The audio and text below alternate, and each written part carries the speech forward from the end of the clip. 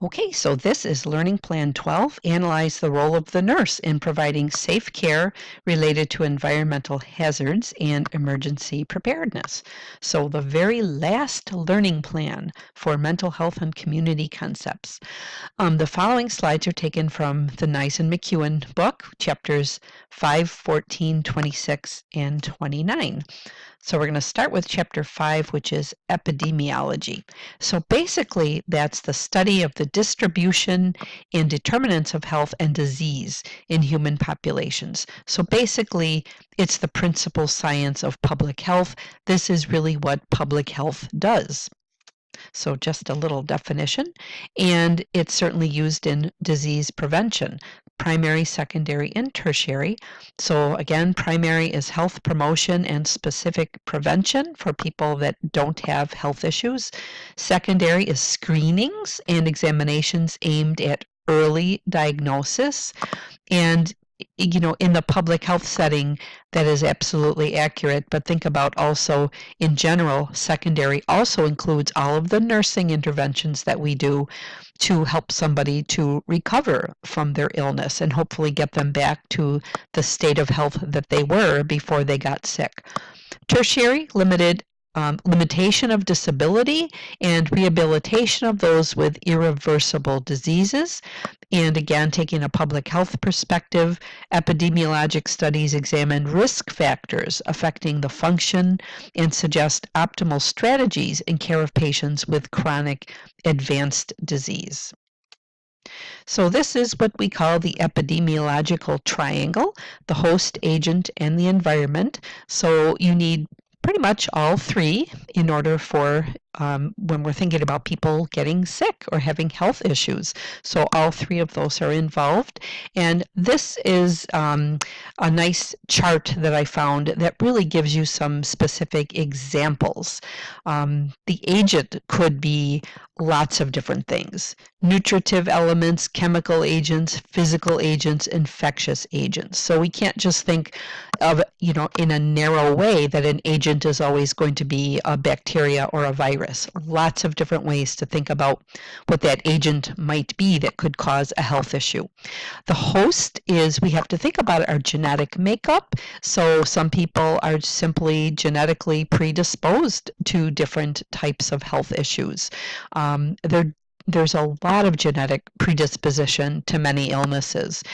Things about ourselves, too, that we can't change. So we can't change lots of things about the host until we get to the bottom of this list. So we can't change our genetics, we can't change our age, we can't change we can't change our sex. People do undergo surgical procedures sometimes when they are transgender, but in general, we can't usually change what we are. Ethnic group, we certainly can't change that. Our physiological state, well, that's arguable because, maybe by a healthier diet and exercise, stopping smoking, drinking, whatever, we certainly can change our state of health, our physical state. Prior immunological experience, if we have immunity or not, active or passive. Yeah, so think about some things that we can't change about the host, but then think about some things that we can change, like human behavior. The host can change its behavior. So such as the examples I just mentioned, having a healthier diet, exercising more, leading a healthier lifestyle, stopping drinking, smoking, using illicit drugs, whatever. So that aspect of the host is modifiable, but some of the other ones aren't necessarily. So we always have to take that into consideration. And of course, as nurses, we're going to be trying to focus on and help people to change their behavior for the better so that they have better health outcomes. The environment now. So the third part of that triangle is the environment. So we have to think about the influence that the environment has. So the physical environment, we're thinking about biological environment, human population, flora, fauna, so different different parts of the environment that can cause health issues. The socioeconomic environment. So again, we have to think broadly. We can't just think about the environment as you go outside and it's everything outside that you experience. If there's air pollution, or if there is lots of green open space available, or maybe not so much in a city. So we're really thinking about the occupations that people have, again, if it's an urban setting or not, and the economic development. So that is all part of the environment. So if somebody comes from an area that happens to be very wealthy, there's probably a lot of resources in that area. So that's part of the environment that's going to affect your health. If there's lots of resources, lots of money available, then you're likely to have your health care needs met versus people that live in poorer areas. So the concept of risk is something else that we think about. And of course, that has a lot to do with health issues. So that's the probability of an adverse event, and then so that is risk. And then a risk factor refers to the specific exposure factor, and it's often external to the individual. So it's not part of our bodies necessarily. It's something that is external. And then attributable risk, estimate of the disease burden in a population. So again, these are concepts that are used in epidemiology, which is again a big part of public health. So risk factor identification is important to chronic disease reduction. So certainly the nurse is able to think about risk factors. And you probably do this already in clinical, just thinking about the individual patients that you work with, what type of perhaps environment they're in, their lifestyle, other different types of factors that you might assess in the hospital. And certainly on a broader scale, now we're looking at risk factors for people in a community setting.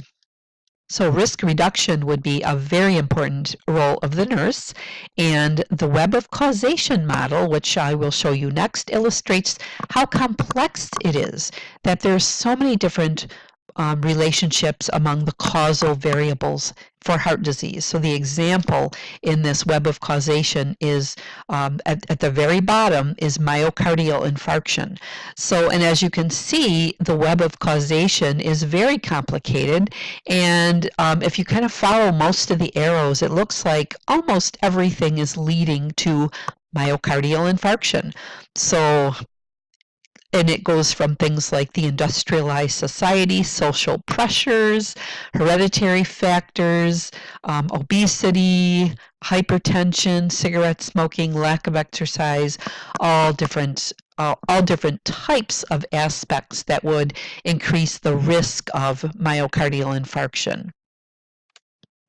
So, the other thing that is a very big concept in public health would be calculating rates. So a rate is an arithmetic expression that help practitioners consider a count of an event relative to the size of the population. So in other words, it's a number of health events in a specified period, and the rate can be the cases of a disease or a condition occurring for every 1,000 people, 10,000, or 100,000 people in the population. So in a smaller community such as maybe Sheboygan or Manitowoc, lots of our rates are in maybe so many cases per 1,000 or perhaps per 10,000. We're not going to see per 100,000 people usually that type of a rate because our communities aren't that large. But it is a way to make meaningful comparisons. This can be kind of interesting because you really do have to look at how they were calculated. Who did they consider when they were, coming up with these rates? Something that is just kind of a little kind of a funny example that I can always remember when I was a kid. They always were advertising toothpaste on television, and it was always 3 out of 4 dentists recommend whatever, Crest or whatever it was. And, if you think about it, who knows how many dentists that they really, interviewed and who really made that recommendation. Maybe it was only 3 out of 4. Maybe they only asked 4 dentists. So that would not be a very meaningful statistic. But statistics is another whole course. We're not going to get too heavy into that.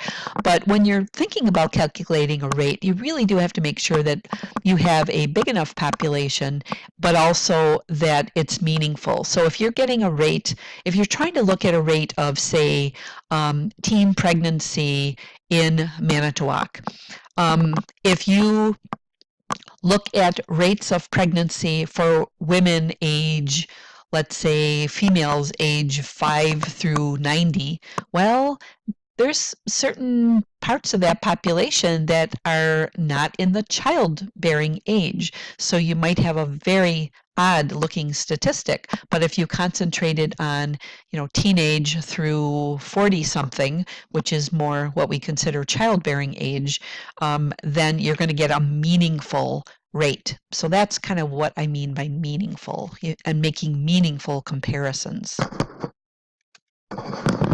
Morbidity rates, incidence, and prevalence. So incidence is new cases or conditions, and prevalence is all cases at one point in time, at a specific time period. And the next diagram will probably help you to understand that a little better. So it's in a little bathtub here. So the incidence, think about the incidence is everything coming out of that faucet and going into the bathtub. So it's all of the new cases that are pouring into the bathtub. So the prevalence is what's in the bathtub at any given point in time. So the bathtub represents the community, and so the incidents are new cases coming in, but down at the bottom, there's a drain. So either people could be either cured or perhaps they have died of that particular illness, so they would no longer be counted. So the prevalence is what exists in the community, or what's in your bathtub, how much water's in your bathtub at any given point in time. The incidence is what's pouring into the bathtub, the new cases. So, and the way that the bathtub doesn't overflow truly is because of the drain, because there are people that are going to be cured and perhaps people that die.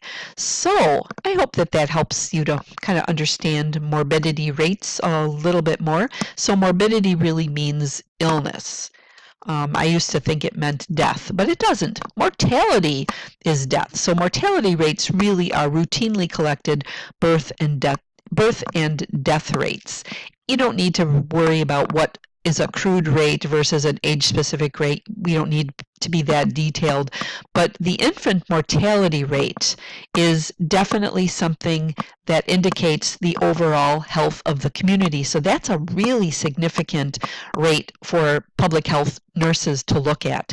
If you have a high infant mortality rate, then the likelihood that you have a very unhealthy community is very high. If you have a low infant mortality rate, then you have considered a much healthier community. So that is something really important for nurses to look at.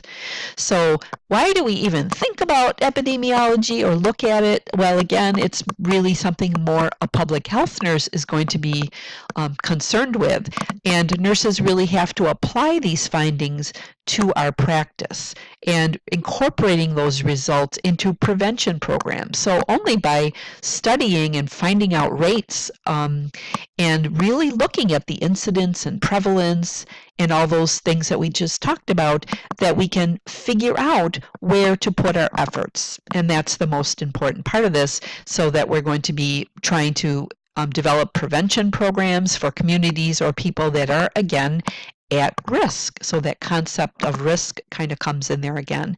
And basically, it can even go further into applying into major health policy decisions.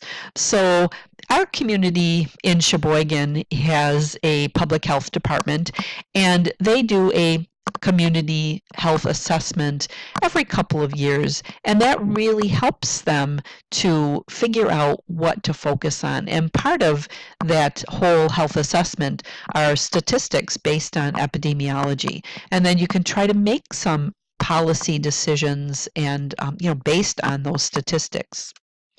Surveillance is just a word that means ongoing collection of community health information. So that's very essential to public health programs.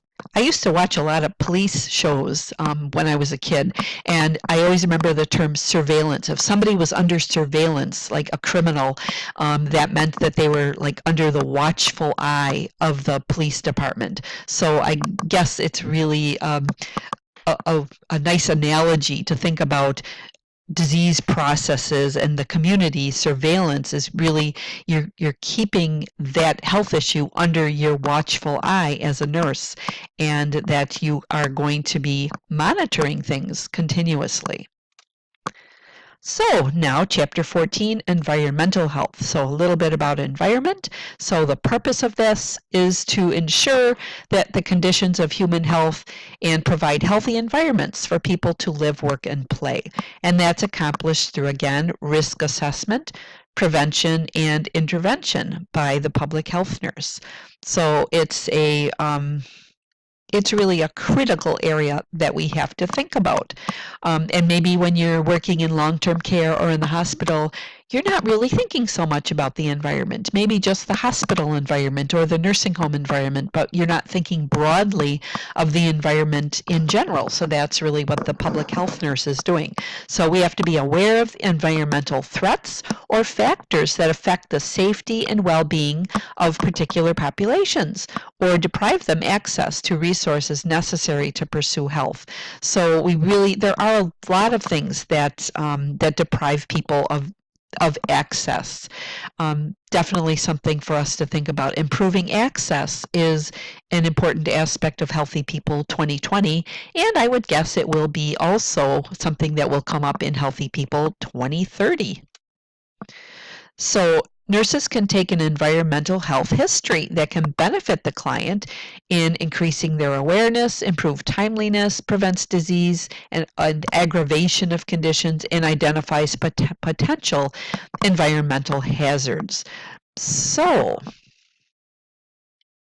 I can see this being done for sure in a public health setting, but I wonder how often we ask patients in the hospital about their own home or work environment and their exposure to different things. I wonder if that's part of, I guess I haven't seen a health admission history in a long time. I think that there might be some aspects, so maybe the next time that you're in a work setting or a clinical setting, kind of just think about that. Take a look at that and see if there are questions related to potential hazards in that person's home or work environment.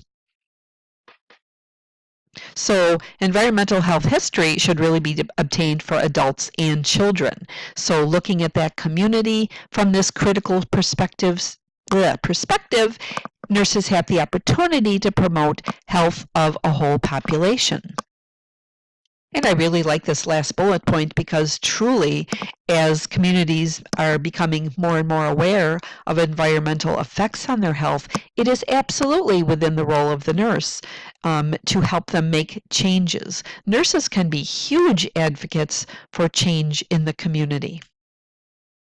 And as we go through some of the areas of environmental health, that it'll be a little bit more clear. So this is Healthy People 2020. Of course, a big focus is environmental health, and these are some areas that we're going to be looking at. So built environment, work-related exposures, outdoor air quality, healthy homes, water, food, and waste management. So the built environment consists of the connections among people, communities, and their environments that affects their healthy behavior and habits, interpersonal relationships, cultural values, and customs. And as I'm thinking about this, pretty much you've looked at this when you did your windshield survey. So you're looking at the area, you're looking at aspects of the environment that are going to impact people's health. So, and there is a lot of evidence that the built environment directly and indirectly affects health outcomes and disease rates. So some examples, people live within areas that require almost daily contact with potential health threats, which might include intoxicated or impaired drivers, secondhand smoke, urban crowding, noise exposure, unabated traffic, increased mechanization. So if you don't live in a big city, I'm wondering if you're looking at this list thinking, well, I can't really relate to any of these. But, well, we certainly can relate to the intoxicated or impaired drivers because, unfortunately, in Wisconsin, we do seem to have that issue seems to be pretty prevalent, and especially because it's not a felony for that first offense. So, many people have 1, 2, 3, 4, 5, 6, 7 DUIs at times. So that is an issue for us.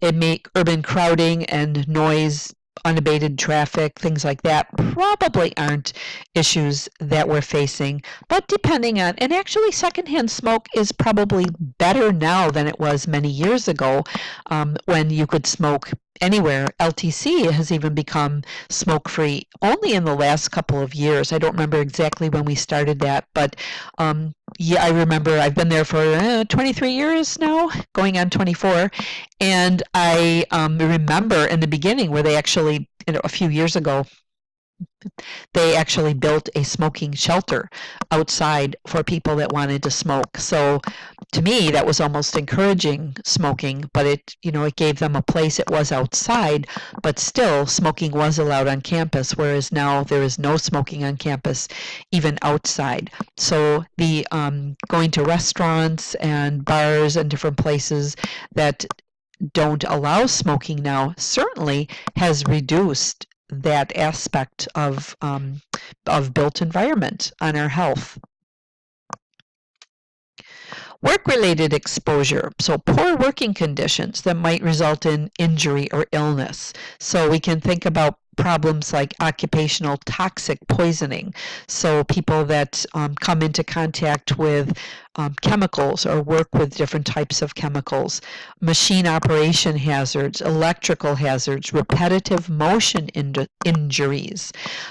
Especially think about people that perhaps are on the computers all the time, or even if they are if they work in factories and they're kind of working on a punch press or something where they're doing the same motion over and over again, inhaling things, particulate matter that might be carcinogenic, heavy metal poisoning. So all different types of things that we have to think about and worry about and assess for.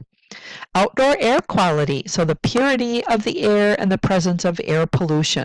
So the EPA has classified 6 common air pollutants: ozone, carbon monoxide, nitrogen oxide, sulfur dioxide, particulate matter, and lead. So when I moved to Sheboygan, 24-ish years ago, I was told that this was an area that was that had a lot of people that developed asthma, and I just thought that was very interesting. And then further learned about the air quality issues that we have in this community.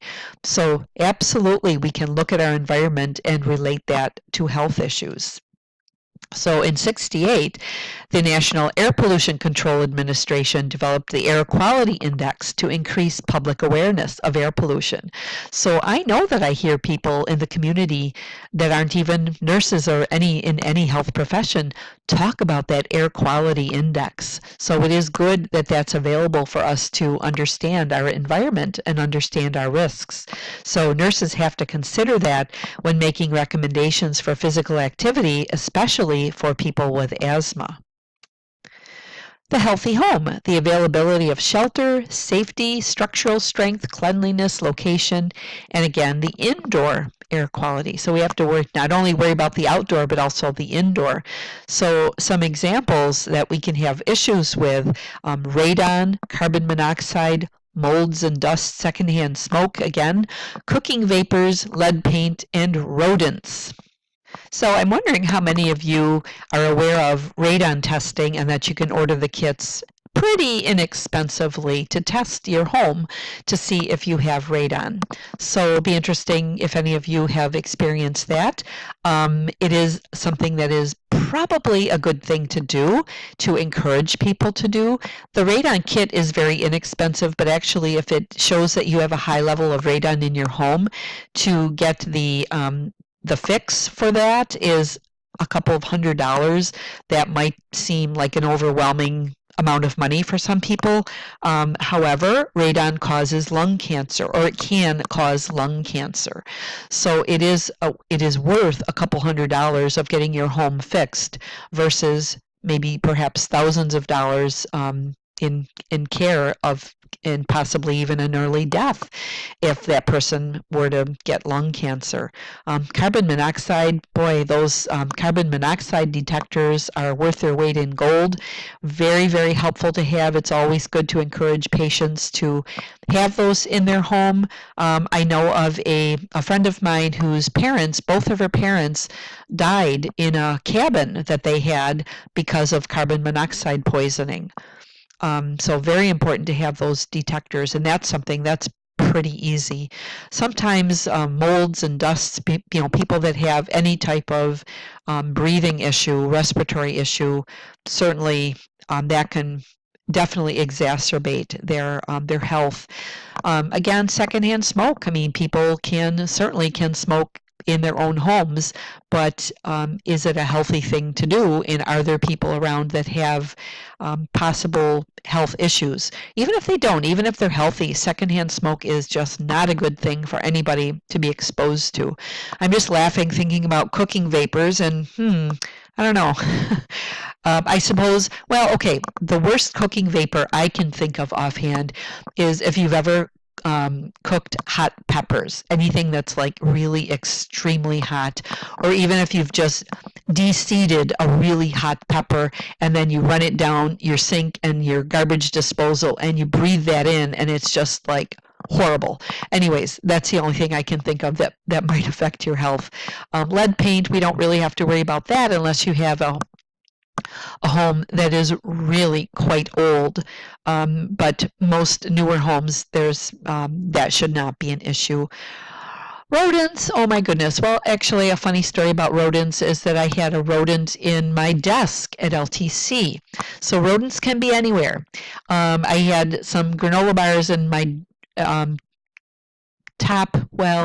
desk level drawer. So it was in a drawer, and a rodent got in there and ate some of it.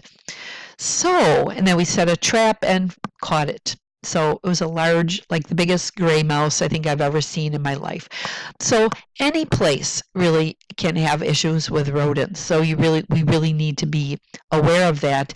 And people may need an exterminator to come in and help them with those issues. But again, if you have a very low income, you don't have resources available, that may seem like an overwhelming task to try to get rid of rodents or other types of pests because of even bed bugs, fleas, anything else that might be an infestation in your home can be kind of expensive to get rid of those things.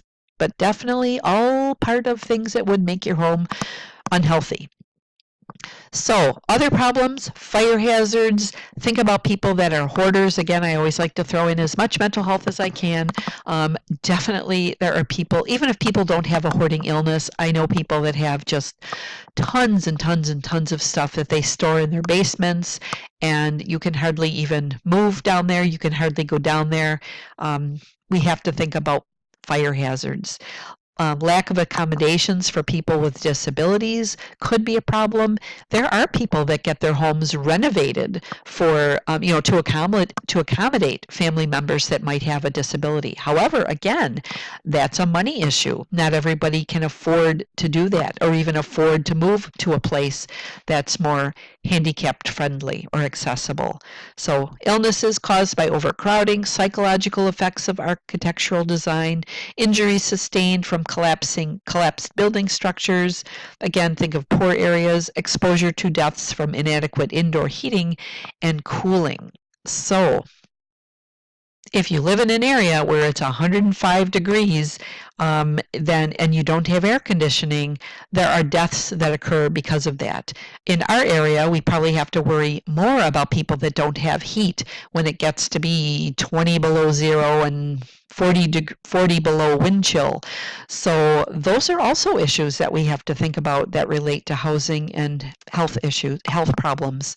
Water quality, so the availability, volume, mineral content, toxic chemical pollution, and pathogenic microorganism levels. So there are times when the beaches are closed. For sure in Sheboygan, I know that that's happened sometimes, and I'm sure that's happened in Manitowoc, where they really recommend people don't go into the water at all off the beaches because it's contaminated, and that could cause health issues. So we have to encourage people to make sure they pay attention to those types of warnings. So some examples of other examples when we're thinking about water could be having a drought. So having a lack of water would be certainly a problem. Dousing reservoirs with chemicals to reduce algae, contaminating aquifers with pesticides and fertilizers, leaching lead from water pipes, oil spilling from transport tankers or leaking offshore wells, and microbial contamination from poorly managed or maintained septic or sewage systems, and animal feedlot waste. So lots of things to think about when we're looking at our water quality. Food safety is another issue.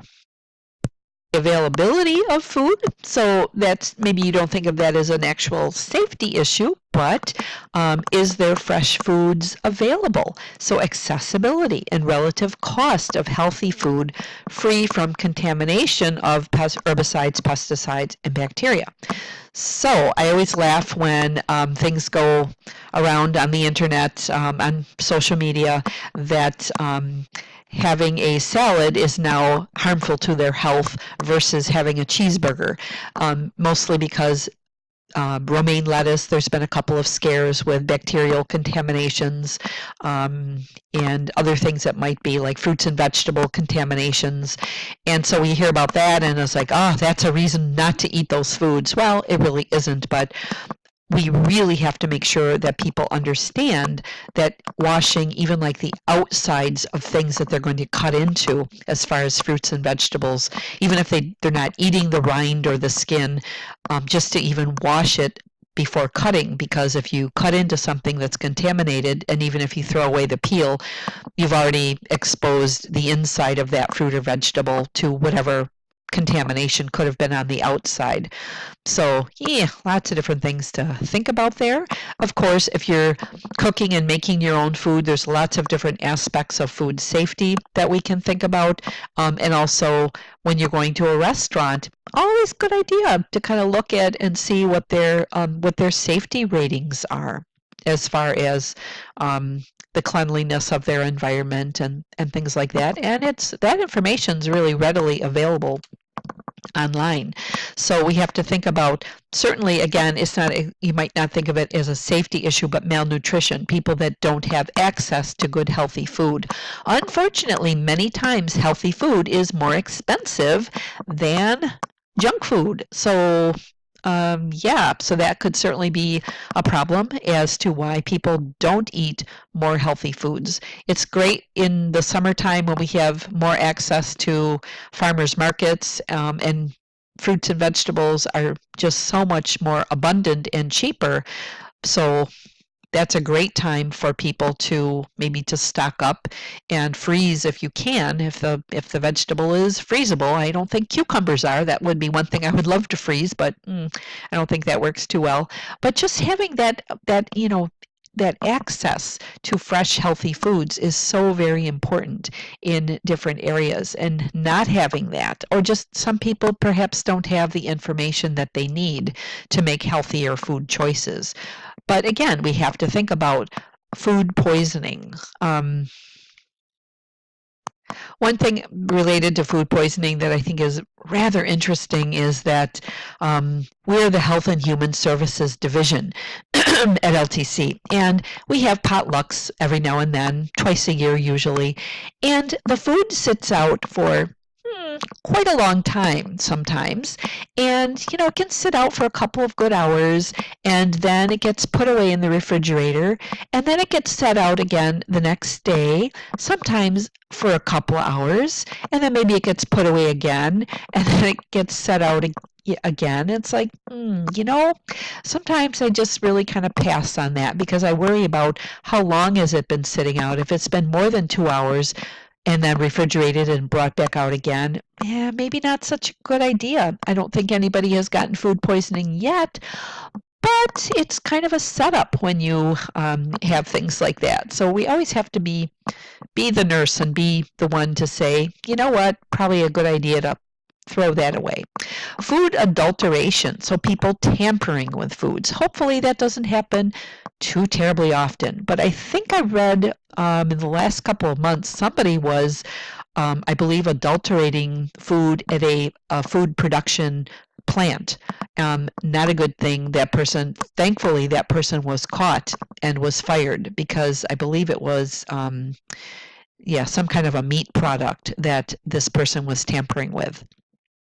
It can happen. We have to be aware about it. Hopefully that doesn't happen very often.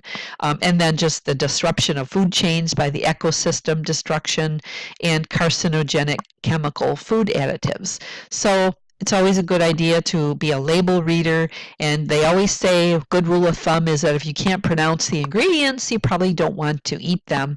But again, it's very hard when you're buying foods that are processed, very hard to buy things that aren't, that don't have chemical additives. So yeah.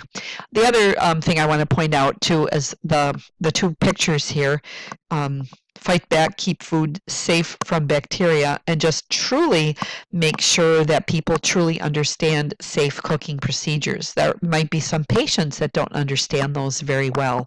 So clean, separate, cook, chill, make sure you don't, people don't leave food out on the countertop for hours to thaw out, rather use a microwave or thaw it in the refrigerator.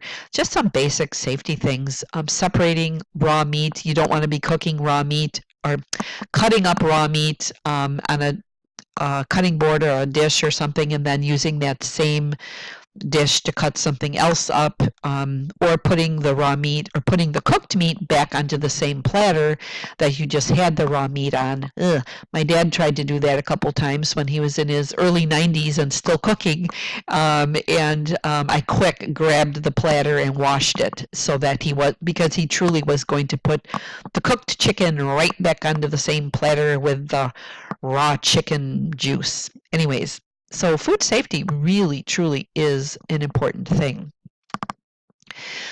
We also have to think about genetic alteration of food. That's kind of a growing trend, despite the fact that the long-term health effects of eating genetically modified food is really unknown. But I know that there's a lot of packages. When I buy something, I always look and see if it has that non-genetically modified label on it. We just don't have enough information, I guess. But I think it's really interesting that the American Nurses Association was among several professional groups that developed principles of a healthy and sustainable food system.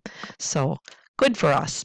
Waste management. So the handling of waste materials from industry, municipal processes, and human consumption, as well as efforts to minimize waste production. So those are all areas that nurses really should be concerned about. So we can think about non-biodegradable plastics, inefficient recycling programs, unlicensed waste dumps, inadequate sewage systems, unsafe dumping, exportation of radioactive medical waste, illicit dumping, non-enforcement of environmental regulations. So those would all be issues we should worry about. We really should worry about medical waste also. So in our careers, no matter where we work, there will be some type of medical waste. And I do have a test question related to thinking about what we can do just as a nurse as an individual nurse working in your own environment, what can you do to help prevent medical waste? So that would be something for you to maybe to start thinking about a little bit ahead of time. So what is medical waste? Think about all the different things that comprise that. So is it sharps? Is it wasted medications? Is it medical supplies that get thrown away? Different types of materials that we use that get tossed in the garbage or perhaps red bagged. So just some food for thought. Some other examples: nuclear facility emissions, radioactive waste, radon, gas seepage in homes and schools, nuclear testing, and excessive exposure to X-rays. So those are all things that we might not really think about. So when we're looking at different environmental risks, we really have to think about which risks are of the greatest concern. So if whatever the environmental factor, if it causes something on the left side, maybe a little skin rash, cough, a little headache, throat irritation, might not be so bad. But again, this is a continuum. So as the color is changing to get darker and darker, the risk factors, the possible damage gets more and more serious, all the way to cancer, nervous system damage, birth defects.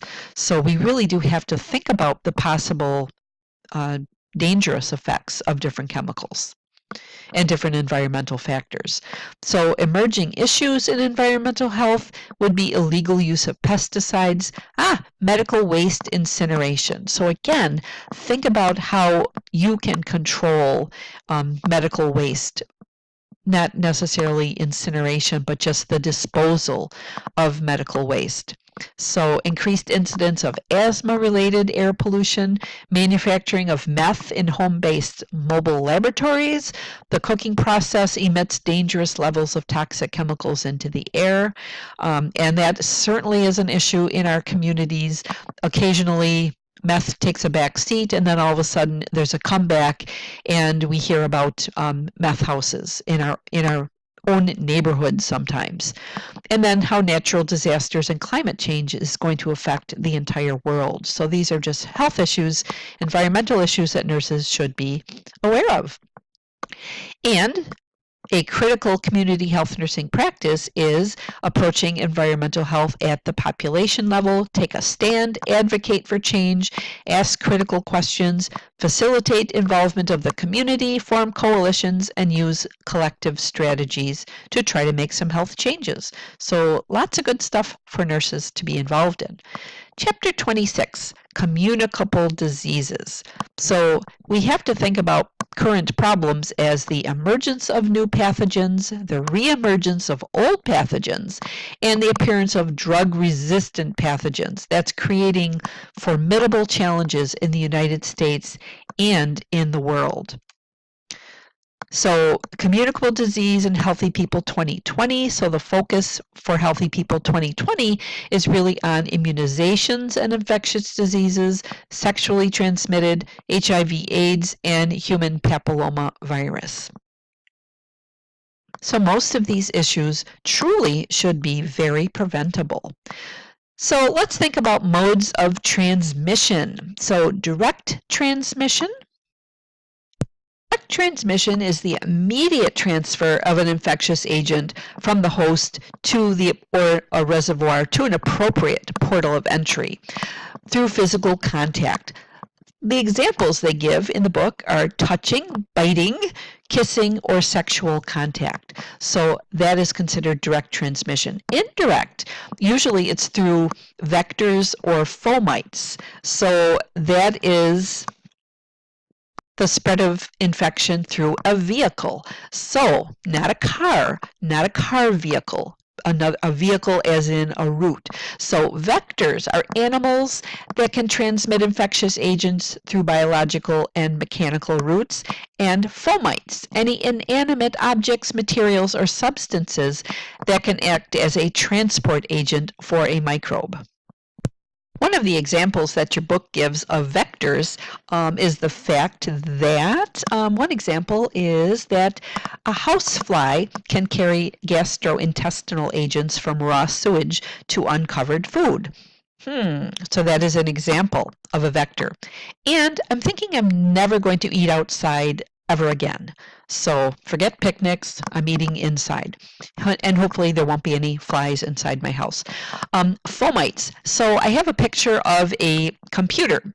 And basically, you probably have heard this too, that your toilet is not the dirtiest place in the house, usually because we clean those more often than we clean off our computer keyboards. So that is a really good example of a fomite. So it can be any inanimate object. It can be a toilet seat. It can be a doorknob. It can be a discarded used tissue. So lots of different things to think about. Then we also need to think about the susceptibility of the host.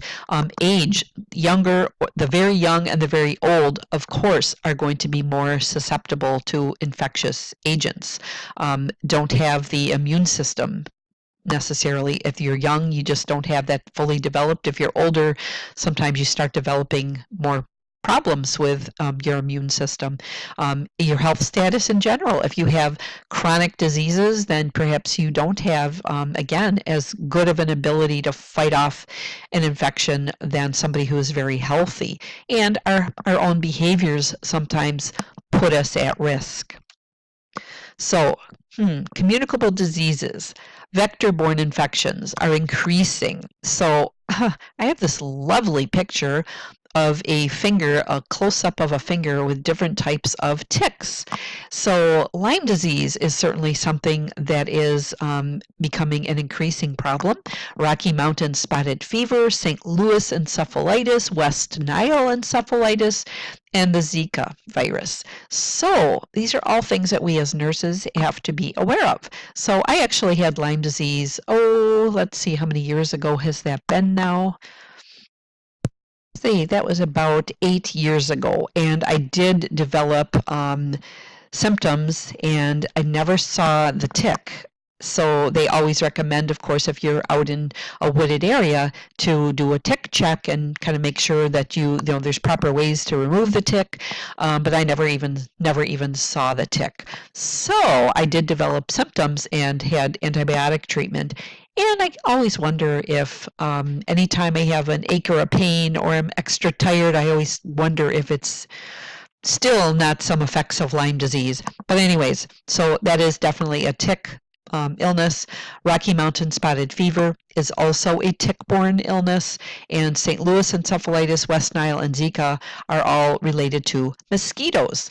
So yeah, and it's really hard to keep away from mosquitoes and ticks, and especially think about Wisconsin. You know, we definitely have a high proportion of Lyme disease in our area.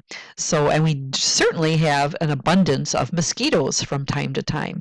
So we do have to worry and take measures, and as nurses, keep tabs on the effect of these illnesses in our community. So we always have to think about the chain of transmission. So how do people get things? So there's 6 different links. You've got the infectious agent, the reservoir, the portal of exit, the mode of transmission, portal of entry, and the susceptibility of the host. So to break that chain of transmission, we have to try to control the agent, eradicate the non-human reservoir, control the human reservoir, so possibly quarantining somebody, so having them being isolated during the incubation period. That works really well for an illness like tuberculosis, to incubate somebody and to quarantine them. Controlling the portals of exit and entry, so isolating sick people again, and of course using universal precautions, which is something that we are definitely always doing in a hospital or even in a community setting. We're always using those universal precautions. There's a nice table on the bottom of page 522 in purple that's called the chain of transmission, and it gives you some examples of the different parts of the chain, such as the infectious agent, could be the virus, whatever it is. The reservoir is the environment in which the pathogen lives and multiplies. The portal of exit, the means by which the agent is transported. So it could be like examples they give: respiratory secretions, saliva, blood. Modes of transmission could be like person to person.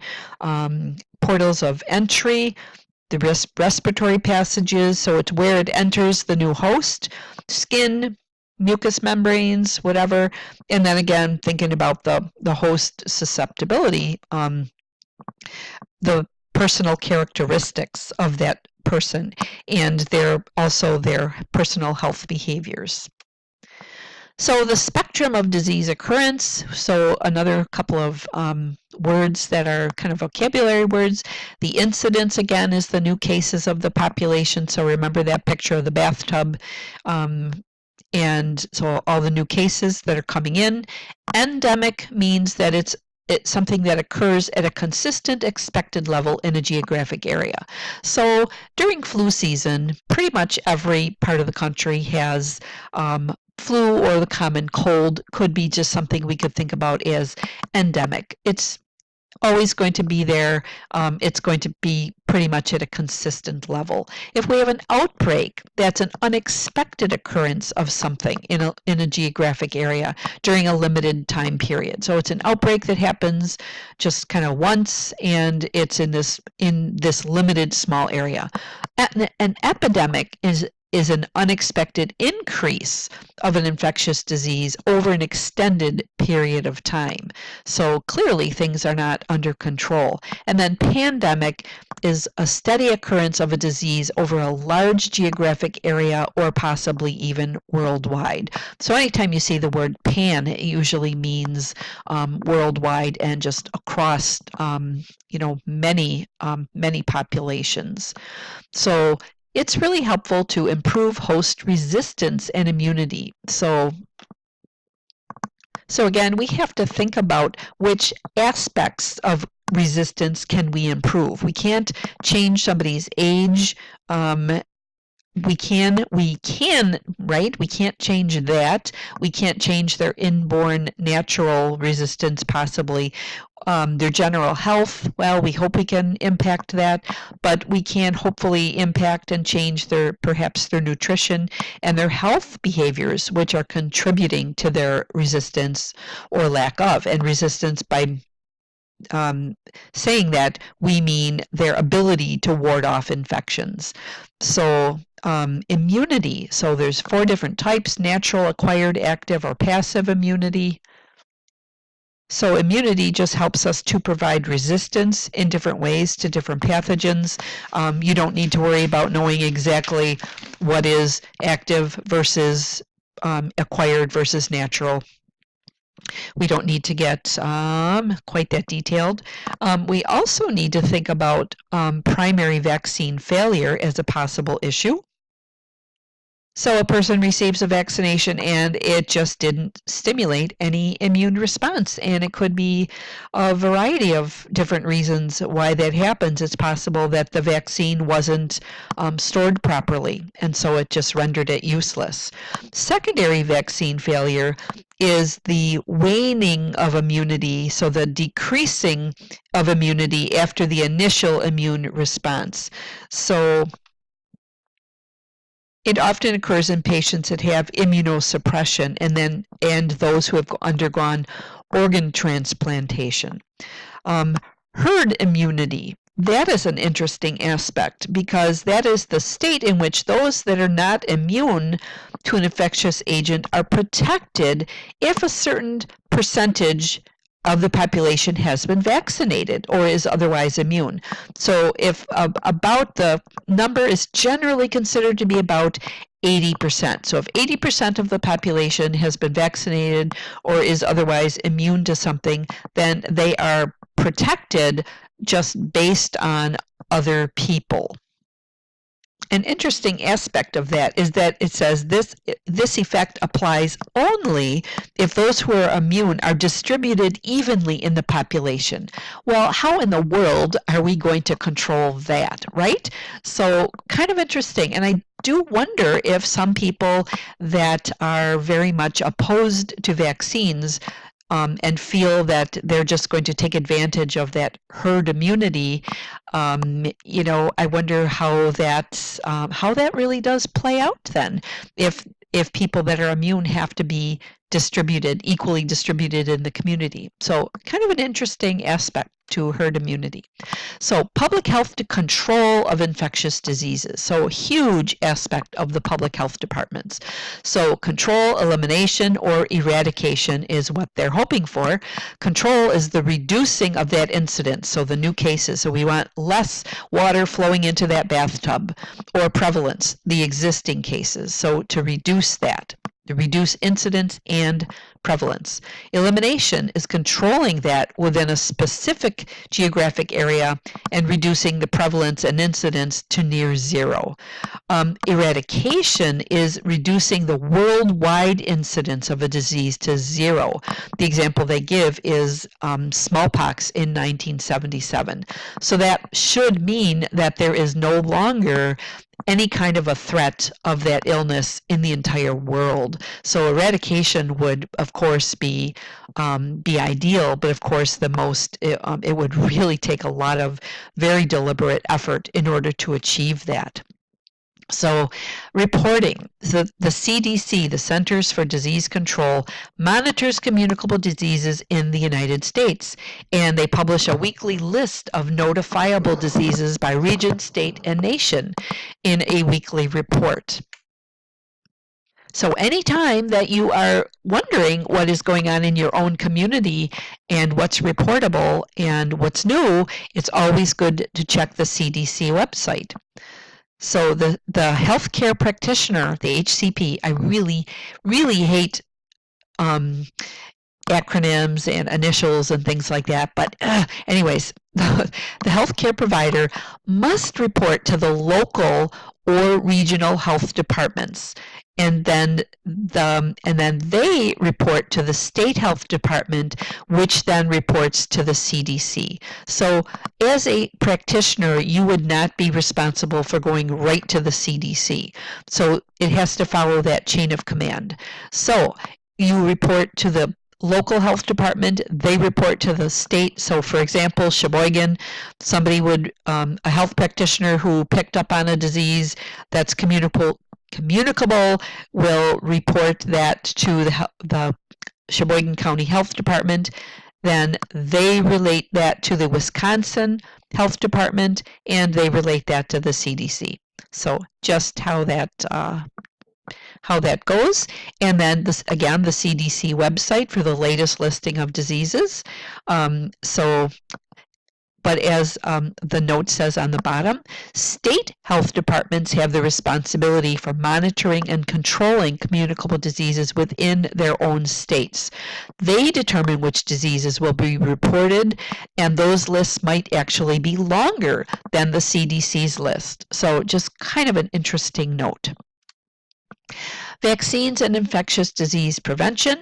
So the CDC website lists recommended vaccine schedule, and I know that changes every couple of years. So as nurses, you really need to be looking at that every few years and seeing what are the current recommendations. And we all know that we have to give out vaccine information statements, that those have to be current and updated, and it's actually law that we have to give those to our patients.